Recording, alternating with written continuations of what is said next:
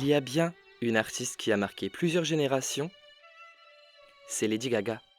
De son vrai nom, Stefani Johanna Angelina Germanotta, la chanteuse a émergé sur la scène musicale au début des années 2000, apportant avec elle une explosion de créativité et de provocation. Son style unique, son engagement envers l'expression de soi, ou encore sa capacité à repousser les limites de la culture pop en font l'une des artistes les plus influentes de notre époque. Dans cette vidéo, explorons le clip d'Alejandro qui, sorti en 2010 en tant que troisième single de son deuxième album The Fame Monster, nous invite à réfléchir sur des sujets profonds et controversés à travers une série de symboles et de scènes intrigantes. Bonjour à tous, moi c'est Lockhart et bienvenue sur cette chaîne. Je vous invite à me suivre dans cette plongée au cœur de l'art et de la provocation.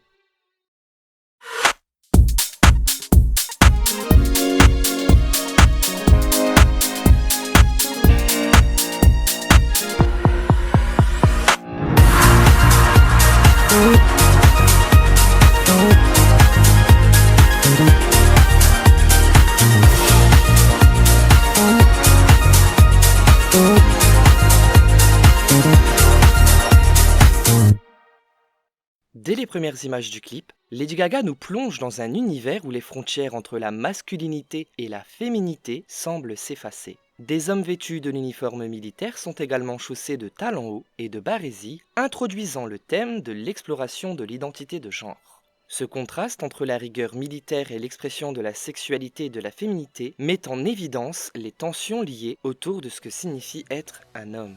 Dans le plan suivant, une chorégraphie militaire est exécutée, évoquant une démonstration de force et de discipline. Cependant, la présence de symboles religieux portés par certains danseurs, tels que la couronne d'épines ou encore l'étoile de David, nous suggère ici une scène plus complexe.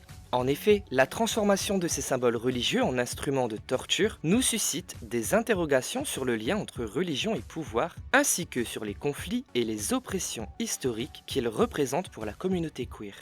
Ainsi, et dès ses premières séquences, le clip établit un panorama riche en thèmes explorant les questions de genre, de sexualité, de pouvoir et de religion, tout en invitant le spectateur, c'est-à-dire vous, à une réflexion sur ces sujets de société. Dans cette scène, nous voyons Gaga arborant une couronne de fer et des lunettes noires, évoquant peut-être une forme d'aveuglement volontaire ou d'aliénation émotionnelle faisant écho aux paroles de la chanson. Elle marche ensuite en tenant un coussin de soie noire, orné d'un cœur torturé avec des clous, formant la lettre A pour Alejandro, illustrant ainsi visuellement le titre de la chanson et soulignant le caractère tourmenté de leur relation. Alors que la chanson démarre avec une introduction de violon, Lady Gaga semble exprimer du plaisir à travers des gémissements, créant alors un contraste entre la souffrance représentée par le coussin et le plaisir apparent de la chanteuse. Nous sommes ensuite confrontés à des militaires portant un cercueil noir, laissant planer le mystère sur son contenu et soulevant la question de savoir s'il s'agit d'Alejandro lui-même à l'intérieur. Gaga, assise et regardant par la fenêtre, semble occuper une position de pouvoir et d'autorité.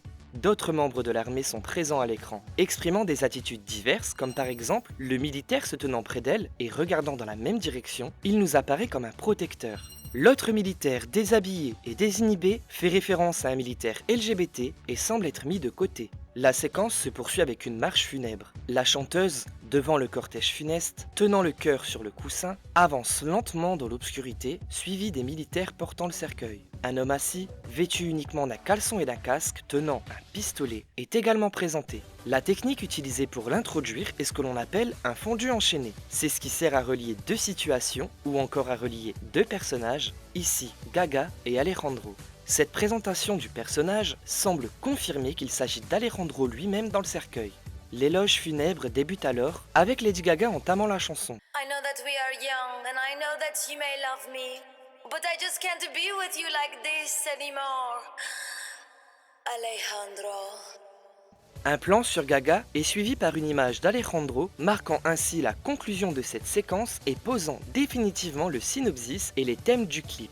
Lady Gaga apparaît avec deux canines en argent, symbolisant le mensonge et la manipulation. Ses dents de vampire évoquent l'idée que les apparences peuvent être trompeuses, tout comme les vampires qui se cachent derrière une façade humaine. Cette image renvoie également à sa chanson Teeth, abordant les thèmes de l'amour, de la tromperie et de la vérité. Lorsque Lady Gaga se tient en haut de sa tour avec sa couronne, elle incarne à la fois l'autorité religieuse et la dirigeante d'une armée oppressante pour la communauté queer en 2010. La chorégraphie des danseurs est brutale et chargée de connotations sexuelles. Elle souligne le dilemme des hommes homosexuels contraints de cacher leurs désirs sous le regard de l'armée et de la religion. Cette oppression conduit à une dualité intérieure constante, où les individus doivent choisir entre s'assumer pleinement et risquer de tout perdre, ou alors de se conformer à une norme imposée pour éviter les représailles. Les scènes de danse, où les visages des hommes ne sont pas visibles, mais où l'arrière-plan montre du feu et de l'agitation, représentent les émotions intérieures et la tension que ces individus ressentent. En outre, la coiffure uniforme de tous les personnages, y compris de l'artiste, reflète le manque d'individualité imposé par la religion et la société. Dans cette séquence, Lady Gaga incarne la religieuse pécheresse en portant du latex rouge, symbolisant la tentation et le péché. Malgré ses propres transgressions, elle continue de prier et d'être aveuglée par les doctrines religieuses. Cette représentation critique les personnes religieuses qui commettent des péchés tout en jugeant sévèrement les autres, en particulier les personnes LGBTQIA+.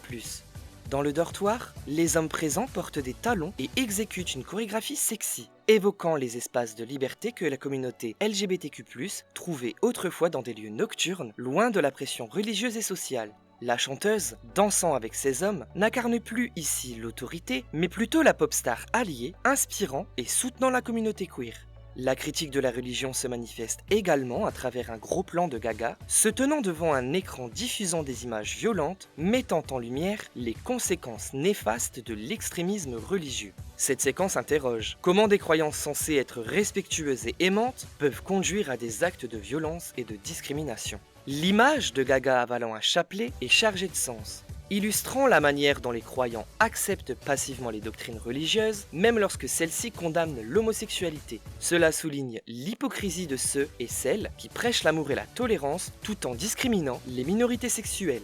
Dans cette séquence, Lady Gaga est entourée de ses amis de la communauté LGBTQIA+, symbolisant son soutien et son engagement envers ses fans. Au milieu d'eux, elle incarne une figure presque divine, célébrant ouvertement la diversité et l'identité de la communauté queer. Il est important de noter que Lady Gaga a été très active dans le mouvement Don't Ask, Don't Tell, une loi discriminatoire envers les personnes LGBTQIA+, dans l'armée américaine. Par exemple, elle s'est présentée au MTV Video Music Awards de 2010 avec des membres de l'armée étant LGBTQIA+. Elle a dénoncé cette loi et soutenu publiquement les droits des personnes queer dans l'armée. Ici, l'oppression exercée par l'armée sur ses membres se fait de plus en plus ressentir, symbolisée par les armes sur la poitrine de la chanteuse. Cette tenue montre que même si l'État, l'armée ou la religion ont nourri et élevé les individus, ils n'hésiteront pas à les rejeter pour leurs différences. La scène où Gaga chante au sommet d'une scène avec des croix en arrière-plan fait référence ici aux prédicateurs religieux prêchant la doctrine. D'ailleurs, les noms d'Alejandro, Fernando et Roberto font référence au Père, au Fils et au Saint-Esprit, soulignant ainsi la critique de la répétition oppressive de la doctrine religieuse, tout comme l'auditeur se sent oppressé par les répétitions sans cesse d'Alejandro à ce même moment de la vidéo. Dans cette séquence, un homme militaire est présent, accompagné d'images violentes en arrière-plan qui reflètent ses luttes intérieures. Il baisse sa casquette, symbolisant peut-être un abandon de sa résistance face à sa propre identité, mais aussi une capitulation devant les normes oppressives imposées par la religion et la société. Cette séquence illustre parfaitement la dualité interne vécue par ceux et celles qui luttent pour s'accepter tels qu'ils sont.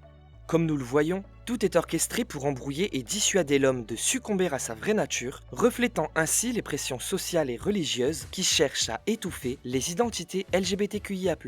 Lady Gaga, dans ce contexte, incarne la religion, l'église et la doctrine, tandis que les hommes queer rejettent initialement la religion avant de finalement embrasser leur foi. Cette dynamique reflète un phénomène récurrent chez certains croyants, confrontés au dilemme entre leur identité et leur foi, et souligne que leur sexualité ne fait pas d'eux de mauvais religieux. Cependant, la religieuse pécheresse, bien qu'elle n'ait pas commis soi-disant le pire péché qui est celui d'être LGBTQ+, est condamnée tout de même à brûler en enfer, illustrant ainsi la sévérité du jugement religieux, même envers celles et ceux qui pensent avoir commis que des péchés pardonnables. C'est également avec cette scène finale que l'auditeur comprend enfin qui se trouvait dans le cercueil présent en début de vidéo.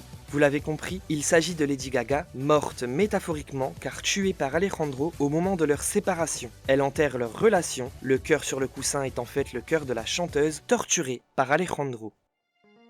Cette analyse est terminée et je tenais à vous remercier d'avoir regardé jusqu'au bout et on se donne rendez-vous bientôt pour la prochaine vidéo.